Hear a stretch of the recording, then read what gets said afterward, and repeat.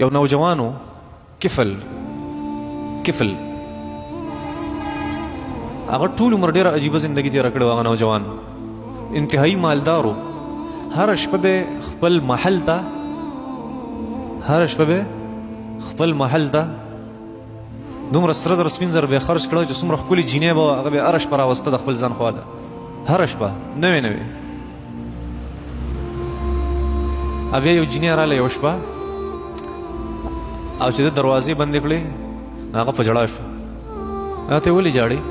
وایي زه بدکاره زنانه نه یم، خو زما په خېټه کې روټۍ نشته، زما بچي وږي تږي دي، نه زه د هغې د وجې راغلی یم او تا ته مې خپل تن کېښودو. د کفل د سترګو نه اوښکې روانې شوې. هغه ټول مال او دولت یې ورله ورکړه او ته لاړ شه او د نن نفس زما توبه زه بیا دا شی نه کړو. هسې عجیبه قسمت یې ځینو خلکو په دغه شپه باندې کفل وفات شو. خلکو ته پته ولګېده، هېڅ څوک یې خواله نه راتله، رشته داران، ګاونډیان، کلیوال. الله جل شانه حضرت موسی علیه السلام ته وفرمیل لاړ شه د کفل جنازه ته په خپله باندې وکړه.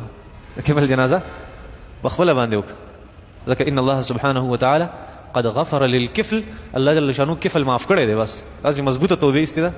حالانکې د هغه کردار خلکو ته معلوم و، د هغه اعمال خلکو ته معلوم و. هېڅ څوک یې خواله نه راتله. الله حضرت موسی علیه السلام ته وفرمیل لاړ شه ته جنازه وکړه، نه دی راضي شو. داسې عجیبه د الله جل شانه مهرباني، داسې توبه قبلونکې ذات. ته به حیران شې یا رب ان عظمت ذنوبي کثرة فلقد علمت بان عفوك اعظم.